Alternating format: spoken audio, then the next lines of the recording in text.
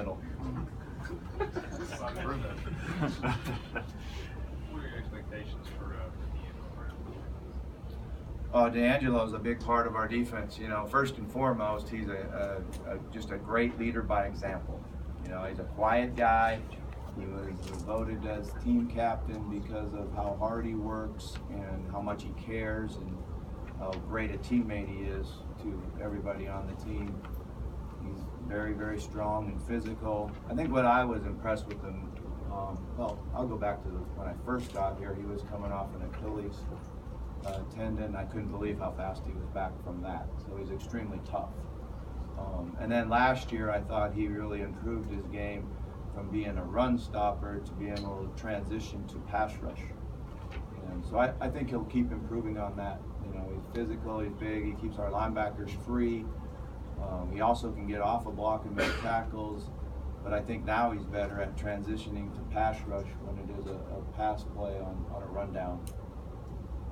Coach, time, I guess, when you would get freshmen on campus and just start coaching, and now, how different is it? You get more information on them, how they learn, you evaluate them. Yeah, it's completely different, you know, because in the old days they couldn't come to summer school unless they paid for it themselves, and then they would be here for 3 days, and you would practice for 3 days, and then the vets would come in, and immediately guys would be out of their comfort zone. You know, they still go through it. They just do it in June now, not when you're trying to get ready for the first game. And they would drop balls and fall when they didn't fall, or drop a snap when they never dropped a snap. And then you would say, well, we're going to have to redshirt them. We can't get them ready, you know. But now they've been here for 2 months. They've been around their teammates. They're back. They're in the comfort zone. They look around and say, I'm as good as these guys, and I can compete for this. And you're seeing throughout the entire country more freshmen playing simply because they've been here for 2 months.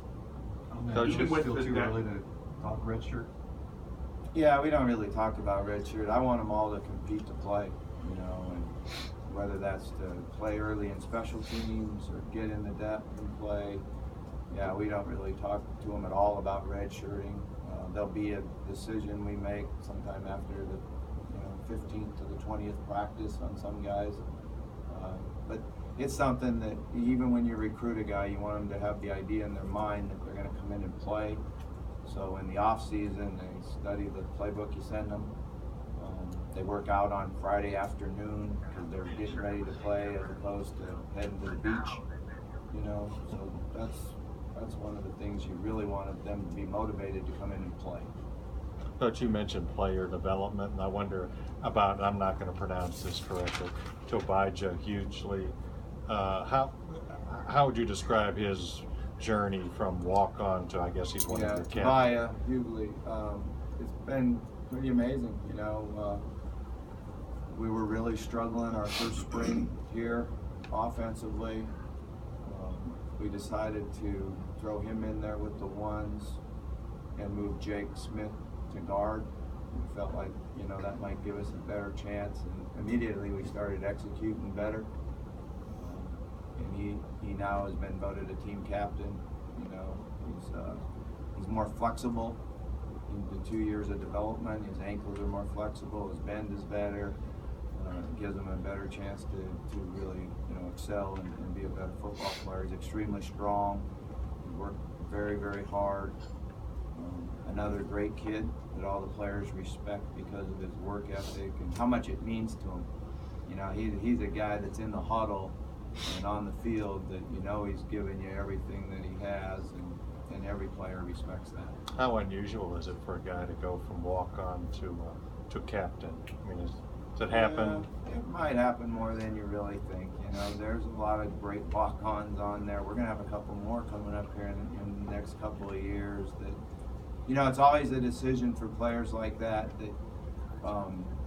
you know, can go to a smaller school on scholarship and play, or their dream and come and really invest in it. And I think that's what makes you so proud of the walk-ons is they believe in themselves, their dream, and they go for it, you know.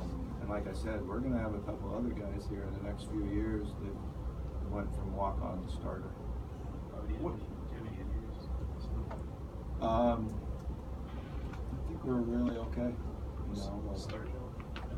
Sturgill is out. He won't play this year. Unfortunately, when he was home this summer in Memphis, he was walking down the street. There was a drive-by shooting. He took off and ran, and all of a sudden fell to the ground, and there was a bullet that hit his foot. It shattered a bone in his foot, and he's went through letting that heal, done an operation to rebuild the bone. So he'll be out this year. They think that the operation went well. It will be a process, and hopefully we'll have him back maybe for spring ball. But it's a really sad deal, you know. He wasn't going to go home, and he decided to go home. You know, it's timing of life, I guess, is sometimes hard on. And it's really a shame for him because he's worked so hard. He was the fastest guy in the 40. You know, you just hope he comes back and gets it all back. When you think of Reggie Bonifant, just some thoughts about it. What first comes to mind? Reggie? Oh, I mean, Reggie puts a smile on your face. Anytime you talk to Reggie, it puts a smile on your face, and you know he's working extremely hard. He had a great summer.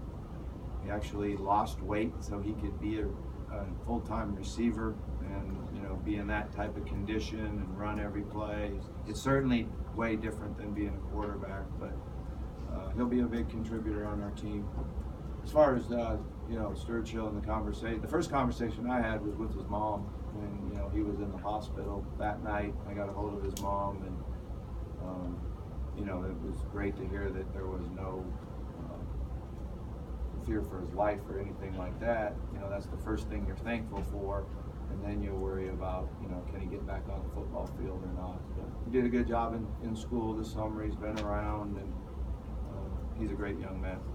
What are you seeing from the offensive line this year, and what is your expectation for them to improve over last year?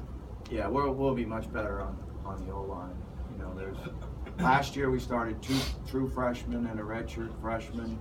I've been trying to think back through my entire career as a coach, and I can only think of one other true freshman that started when I was coaching, and that was a young man named Marcus McNeil at Auburn, who went on to be a first-round draft pick for the San Diego Chargers. He's the only other true freshman I can ever remember starting as an offensive lineman.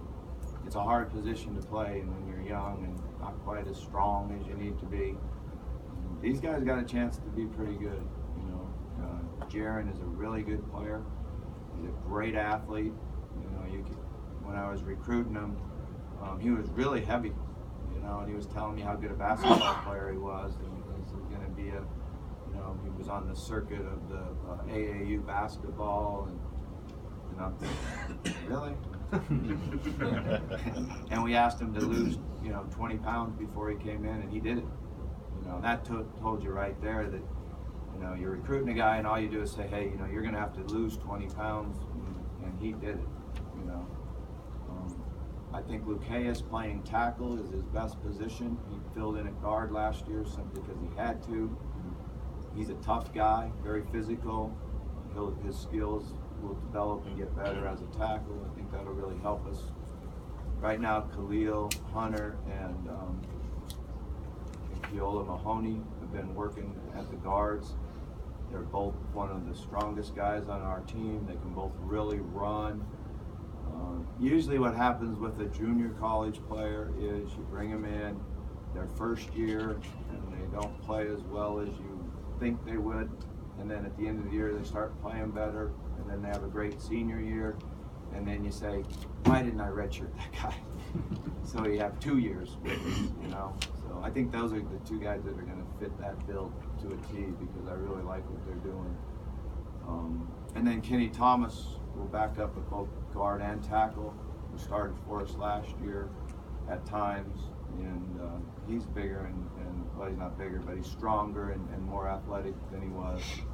So we just need to really find out who's going to be the other backups. Chandler Jones has done a nice job for us. He's really changed his body and he's running really well. So I'm excited about him. Scheller is one of our walk-ons. He's been the backup center. He's been very impressive. He was last year as a redshirt freshman. You know, he like would practice and be ready to play, and we never had to play him. So he's going to be a really good player for us before it's over with. Tyler Haycraft is doing a good job, another walk-on offensive lineman. So I'm excited about the group. I know they're run blocking better, and they're communicating better in the pass protection. There are some tough matchups out there for them, which really helps them. That'll help them get better in the long run when you got to block some of those guys that are so active. Last question for Coach. Coach, you got a few veteran running backs coming back this year, and Jeremy, Brandon, and LJ. But do you see any of the younger guys cracking the rotation and getting some snaps this year, like Day or Malik? Yeah, I think they're going to have their work cut out for them to do that. You know, besides the three that you talked about, Malin Jones had a really good spring for us and ran a 4.5 40 and is stronger than he's ever been. So he's got the chance to help us. Had a great run in the spring game, a 65-yard touchdown run. Trey Smith had a really good spring, and Trey's faster now than he was then. He'll know the offense better. I like both of those young backs in the 2 days or the 3 days of the newcomers. Day Williams and Malik Williams have both been really impressive. Their ability to run, their vision, their acceleration. Both of them can catch the ball really well. You know, so we'll just see how the next week or two goes. But I think before it's over with, those two guys are really going to help us in the future for sure. All right, thanks, Coach. Okay, thanks, guys.